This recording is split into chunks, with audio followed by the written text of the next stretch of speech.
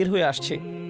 এবং এখন আল্লাহ বলেন, ফাওয়াইলু ইয়াউমা ইযিল লিল মুকাদ্দিবিন, যারা সত্যকে মিথ্যা বলতো তাদের জন্য সেই দিন কত বিধ্বংসী আর কত ভয়ঙ্কর হবে যারা সত্যকে মিথ্যা বলতো। আল মুকাদ্দিব, যে কেউ তাদের কোনো সত্য বলে এবং তারা বলে না না এটা সত্য নয়, তারা সত্য অস্বীকার করে বা তা মিথ্যা বলে অথবা তা মিথ্যা মনে করে। তাদের মধ্যে প্রথম সূক্ষ্ম বিষয় যা আমি আপনাদের সাথে শেয়ার করতে চাই তা হলো ইকাদ্দিব এবং মুকাদ্দিব। একজন ইকাদ্দিব হচ্ছে মিথ্যাবাদী। মুকাদ্দিব, তার মধ্যে বেশ কিছু বিষয় আছে। প্রথম বিষয়টি হচ্ছে, একজন ব্যক্তি যখন সত্যের সম্মুখীন হয়, যখন আপনি সত্য শোনেন, আমি সত্য শুনি এবং আমি তা গ্রহণ করতে চাই না এবং আমি বলি না এটা সত্য নয় এবং আমি শুধু এটা প্রত্যাখ্যান করি, এখন আমি একজন ইকাদ্দিব নই, আমি একজন মুকাদ্দিব। তাহলে প্রথম বর্ণনা হলো সত্যকে প্রত্যাখ্যান করা। মুকাদ্দিব সম্পর্কে দ্বিতীয় জরুরি বিষয়টি হচ্ছে, আমি শুধু তা প্রত্যাখ্যানই করিনি, আমি আমার চারপাশের সবাইকে বলছি এটা মিথ্যা।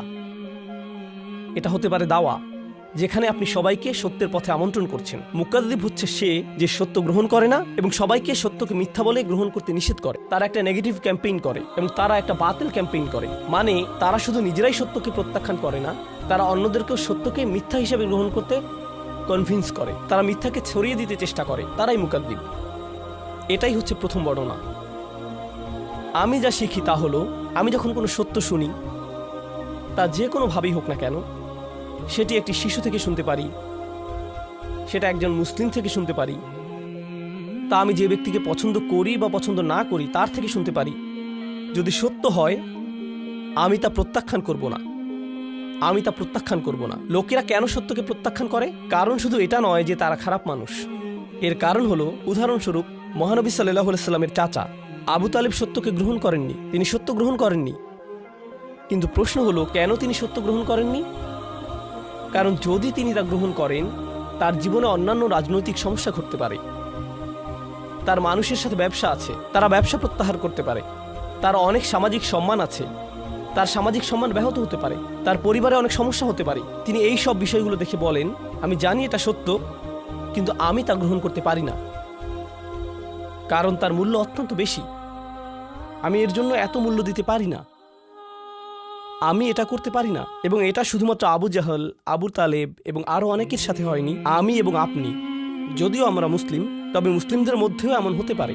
আমরা শুধু বলি লা ইলাহা ইল্লাল্লাহ, আমরা আল্লাহকে একমাত্র উপাস্য রূপে গ্রহণ করে নিয়েছি, আমরা মুহাম্মদ সাল্লাল্লাহু আলাইহি সাল্লামকে নবী বলে গ্রহণ করে নিয়েছি, কিন্তু ইসলামের অভ্যন্তরে আমাদের পরিবারের কেউ এসে আমাদের কিছু সত্য বলতে পারে এবং যদি আমরা তা গ্রহণ করি,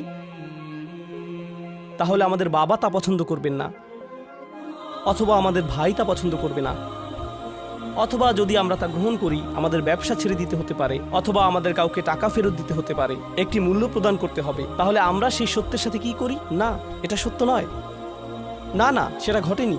তাকদীব হচ্ছে রিসালাত, ঈমান, আল্লাহ, এইগুলোই তাকদীব। আপনি প্রতিদিনই তাকদীব করতে পারেন। এবং আপনি জানেন ইংরেজিতে একটা কথা আছে, বেস্ট ডিফেন্স ইজ অফেন্স। ঠিক আছে, আপনি সত্য গ্রহণ করছেন না, আমি সত্য গ্রহণ করছি না, কিন্তু তার জন্য আমাদের একটু খারাপ লাগছে, যাতে আমার একটু ভালো লাগে তাই আমি সবাইকে গিয়ে বলি না না না এটা সত্য নয়, আমি এটা গ্রহণ করতে পারছি না কারণ এটা ভুল। কিন্তু আপনি আপনার ভেতর থেকে জানেন যে আপনি ভুল, কিন্তু নিজেকে ভেতর থেকে একটু ভালো লাগানোর জন্য সত্যকে মিথ্যা বলে প্রচার করছেন। এভাবেই আপনি আপনাকে ডিফেন্ড করছেন। এটাই হচ্ছে বিচার দিবসে এক ধরনের মানুষের বর্ণনা, যারা সেদিন তারা যা করতো সেটা লুকাতে পারবে না। ওয়াইলু ইয়াউমা ইযিল লিল মুকাদ্দিবিন। এরপরে আল্লাহ তাদের সম্পর্কে দ্বিতীয় বর্ণনা দেন এবং সূরাটির খুবই ইন্টারেস্টিং ব্যাপার এখানেই। আপনি ভাববেন, আল্লাযীনা কাযযাবু বির রিসালাহ কাযযাবু বিন নবী কাযযাবু বিন নার আল্লাযীনা কাফারু বিন নার, যে আল্লাহকে অবিশ্বাস করে, যে মহানবী সাল্লাল্লাহু আলাইহি সাল্লামকে মিথ্যাবাদী বলে, যে আল্লাহর বাণীকে মিথ্যা বলে। না, এখানে বর্ণনাটি হচ্ছে আল্লাযীনা হুম ফি খাউদিন ইয়ালআবুন, তারা ডুবে যায়। আমি এটা ইংরেজিতে ভালো ট্রান্সলেট করতে পারছি না, আরবি শব্দ হচ্ছে খাউদ, তারা খাউদে ডুবে যায় এবং সেখানে খেলতে থাকে, খাউদ। তাহলে চলুন আমি আপনাকে এই শব্দ খাউদ এর উৎপত্তি এবং এর অর্থ সম্পর্কে ব্যাখ্যা করি এবং আমরা এই শব্দ থেকে কি শিখতে পারি দেখি। ইস্তিখাদ আল মা, এই শব্দের মূল অর্থ হলো আপনি কোনো জিনিসকে পানিতে ডুবান, যখন আপনি কোনো প্রাণীকে পানিতে ডুবান, এটাই হলো ইস্তিখাদা। যদি আপনি পানিতে হাঁটেন এবং আপনার জামাটা হাঁটু পর্যন্ত পানিতে ভিজে যায়, খাউদিল মা, আর আপনি পানিতে নিজেকে ডুবিয়ে ফেললেন, আর যখন আপনি পানিতে নিজেকে ডুবিয়ে ফেলেন, তারা বলে থাকে ইখতাদাল মারআ, যেমন একটি পশুর চারণ ক্ষেত্র যেখানে ভেড়া এবং ছাগল চড়ে বেড়ায়, সেখানে অনেক ঘাস, তারা অনেক ঘাস খেতে পারে। যদি সেখানে অনেক ঝোপঝাড় থাকে, এখন যদি পশুরা সেখানে যায় তাহলে সেই ঝোপঝাড়ে আটকে যাবে। তার মানে হলো চারণভূমিতে খাউদ আছে। চলুন এখন মিখওয়াদ শব্দটি নিয়ে কথা বলি। আগের দিনগুলোতে যখন তারা কোনো পানীয় পরিবেশন করত, একটা বড় চামচ ব্যবহার করত। তারা চামচটিকে পাত্রে ডুবিয়ে পানি ঢেলে দিত এবং তারা একটি মুক্তার জন্য এই শব্দটি ব্যবহার করত, কারণ মুক্তা পাওয়ার জন্য আপনাকে পানির গভীরে যেতে হবে। তারপরে এই শব্দটি অলংকারিকভাবে ব্যবহার হয়েছে। তারা এই শব্দটি এভাবেই ব্যবহার করত, ফাখাদা ফিল কালাম। যখন আপনি একটি বিষয়ের গভীরে যাবেন এবং এই বিষয়টি নিয়ে কথা বলতেই থাকবেন, মানে আপনি ওই বিষয়টিতে ডুবে আছেন। যেমন কিছু লোক বা আপনাদের মধ্যে কেউ গেম খেলেন, অনলাইন গেম খেলেন, এবং তারা সবসময় গেমের মধ্যে থাকে, তারা গেমে ডুবে থাকে। কেউ কেউ গাড়ি পছন্দ করে, তারা সবসময় গাড়ি নিয়ে কথা বলে, গাড়ি নিয়ে চিন্তা করে, গাড়ি নিয়ে চিন্তা করে। তাদের ফোনের ওয়ালপেপার গাড়ির ছবি, তারা সবসময় গাড়ির আপডেট দেখেন। এই ব্যক্তিটি গাড়িতে খাউদ হয়ে আছে। খাউদের প্রধান অর্থ হলো কিছুতে পুরোপুরি ডুবে থাকা। আধুনিককালে এই শব্দটিকে কোনো কিছুতে আসক্ত হওয়ার জন্য ব্যবহার করা হয়। নেশা, যখন কেউ কিছুতে আসক্ত হয়, এটি খুবই আকর্ষণীয়, কারণ এই বিষয়ে বইও লেখা হয়েছে। আপনি এজ অফ অ্যাডিকশন নামে একটা বই খুঁজে দেখতে পারেন। এই যে সময় আমরা বসবাস করছি, এটি একটা নেশার যুগ। আগে লোকেরা মদের নেশা সম্পর্কে কথা বলতো। যারা জুয়া খেলে তারা একবার নয়, বারবার ফিরে আসে। তারা তাদের বাড়ি হারায়, পরিবার হারায়, এবং তারা এটা বন্ধ করতে পারে না। মাদক একটি নেশা হতে পারে। বহু লোক ইতিমধ্যে জানতে পারেন যে বিশ্বের নামকরা সামাজিক মিডিয়াগুলো, যেমন ফেসবুক, ইনস্টাগ্রাম, এই সংস্থাগুলো প্রথম তৈরিতে তারা বিশ্বের শীর্ষ ক্যাসিনোগুলোতে গিয়েছিল, কারণ তাদের অ্যাপ্লিকেশনগুলোর অ্যালগোরিদম এমনভাবে করা হয়েছে যেটা নিশ্চিত করে যে তাদের ব্যবহারকারীরা অ্যাপে থাকে। তারা চায় না যে আপনি টিকটক অন করেন এবং তা বন্ধ করে দেন। তারা চায় যে আপনি এটা অন করেন, সোয়াইপ করেন, আবার সোয়াইপ করেন, আবার সোয়াইপ করেন এবং করতেই থাকেন। এই অ্যালগোরিদম বানাতে তাদের মানুষের আচরণ অধ্যয়ন করতে হয়েছিল। তাই তারা ক্যাসিনোতে গিয়েছিল এবং সেখান থেকে সেরা সাইকোলজিস্ট নিয়ে আসে, কারণ ক্যাসিনো শিল্প প্রথমে সাইকোলজিস্ট নিয়োগ দিয়েছিল যাতে লোকেরা স্লট মেশিনে বসে টাকা বের করতে পারে। তাদের উদ্দেশ্য ছিল আমাদেরকে সেখানে কতটুকু সময় ধরে রাখতে পারে, কারণ তারা সেখানে আমাদেরকে যত লম্বা সময় সম্ভব ধরে রাখতে পারবে, আমরা আরও বেশি আসক্ত হব। যারা লাস ভেগাসে ক্যাসিনো শিল্পের হিউম্যান বিহেভিয়ার তৈরি করেছিলেন, সেই একই লোকদের সিলিকন ভ্যালিতে নিয়ে আসা হয়েছিল সোশ্যাল মিডিয়ার ইউজার বিহেভিয়ার মডেল তৈরি করতে। কারণ তারা জানে যদি আপনি সবচেয়ে আসক্ত হন, তখন তারা আপনার থেকে সবচেয়ে বেশি প্রফিট করতে পারবে। যদি আপনি নেশায় ডুবে যান এবং আপনি বের হতে পারবেন না, যদি আপনি নেশায় ডুবে যান তখন আপনি বের হতে পারবেন না, এবং আপনি যদি এটা আবার করতে না পারেন, তাহলে আপনি আপনার ভিতরে কিছুই নেই এরকম একটা অনুভব করবেন। সে মদ পান করে এবং সে মনে করে সে ভালো ফিল করছে, সে চলে যায়। তার 1 ঘন্টা 2 ঘন্টা পর আবার মদ খেতে ইচ্ছা করে, তার আবার একটা চাহিদা তৈরি হয়, আমাকে আরেকটা দিন, আরেকটা দিন। তাদের পেট ব্যথা করতে থাকলেও তারা মদ পান করে যায়। তারা অর্ধেক ঘুমন্ত অবস্থায় থাকলেও মদ পান করে থাকে। তারা ঘুম থেকে উঠে এসেও মদ পান করতে চায়। এটি অনলাইন অন্যান্য নেশা এবং বিনোদনের নেশার ক্ষেত্রেও সত্যি। কিছু লোক চলচ্চিত্রে আসক্ত, নেটফ্লিক্সে কিছু লোক আসক্ত, স্পোর্টসে কিছু লোক আসক্ত। এই নেশা পরবর্তীতে আল্লাহ সত্যের সম্পর্কে কথা বলেছেন। যখন সত্য আসে, কোরআনে যে সত্য সম্পর্কে বলা হয়েছে, আপনাকে এই বাস্তবতার সাথে ডিল করতে হয়, আপনাকে আপনার কাজের জন্য দায়িত্ব গ্রহণ করতে হয়।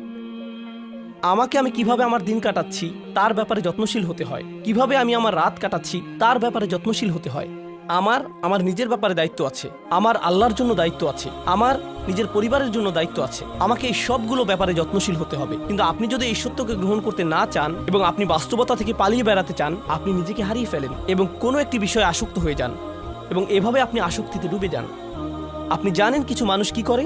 কোনো একটি গ্যাদারিংয়ে কিছু শুনলে, মনে করেন 8 জন মানুষের একটি সমাবেশ, ফ্যামিলি গেট টুগেদার, তারা সেখানে বসে কথা বলছে এবং সেখানে কোনো একজন আল্লাহর দ্বীনের ব্যাপারে কথা তুলল, সে দ্রুত সেই বিষয়টি পরিবর্তন করে ফেলবে এবং সে চাইবে একটি অন্য বিষয়ে কথা বলতে, কারণ সে জানে সে কোন বিষয়ে কথা বলতে চাইবে। না না না, জানো UFC ফাইটে কি হয়েছে, এই খেলাটিতে কি হয়েছে, এই ছবিটিতে কি হয়েছে, ও আল্লাহ সেগুলো কত ভালো ছিল, এবং আমি এভাবে কথা বলতে থাকি, কথা বলতে থাকি, কথা বলতে থাকি। তারা যদি দিন সম্পর্কে কথা বলে, তবে তারা দিনকে একটা মজার ছলে কথা বলে। এই বিষয়ে কথা বলাটা একটু ফান। তখন আল্লাহ বলেন, হাত্তা ইয়াখুদু ফি হাদিসিন গায়রিহি, তাদের সাথে ততক্ষণ কথা বললেন না যতক্ষণ পর্যন্ত তার অন্য বিষয়ে ডুবে না যায়, যতক্ষণ পর্যন্ত তারা অন্য বিষয়ে ডুবে না যায়। এখন আমার আপনার নিজেদেরকে জিজ্ঞাসা করা উচিত, এটা মানুষের সম্পর্কে সমালোচনা নয়, এটা আমি এবং আপনি আমাদের সম্পর্কে যা ভাবি তাই। আমি প্রতিদিন যে বিষয়ে ডুবে থাকি, এর কি কোনো উদ্দেশ্য আছে, নাকি আমরা আসলে শুধু এদিক ওদিক ঘুরে বেড়াচ্ছি? এই প্রশ্নটি আমি আমাকে জিজ্ঞেস করতে চাই। বিচার দিবসে আল্লাহ বলবেন, বিচার দিবস সম্পর্কে আল্লাহ বললেন, ইয়াউমা ইযিল্লিল মুকাযযিবিন আল্লাযীনা হুম ফি খাউদিন ইয়ালআবুন।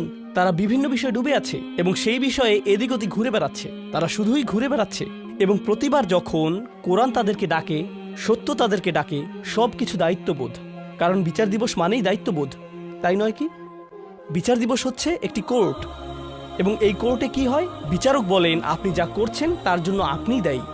আপনাকে কোর্টে নিজেকে উপস্থাপন করতে হয়, এবং যারা জানে যে তাদের সামনে একটি বিচারের দিন আসছে, তাদের জন্য একটি বিচার অপেক্ষা করছে, তারা সেই বিচার দিনের জন্য প্রস্তুতি গ্রহণ করে। এটাই এই জীবনে হয়, এটাই বিচার দিবসের জন্য সাধারণ যুক্তি। কিন্তু যেই ব্যক্তি সেই ট্রায়ালের জন্য প্রস্তুত নয়, তারা শুধু খেলে বেড়াচ্ছে, তারা গেমে আসক্ত, তাহলে তারা সেই বিচার দিনে খুবই বিপদে পড়বে।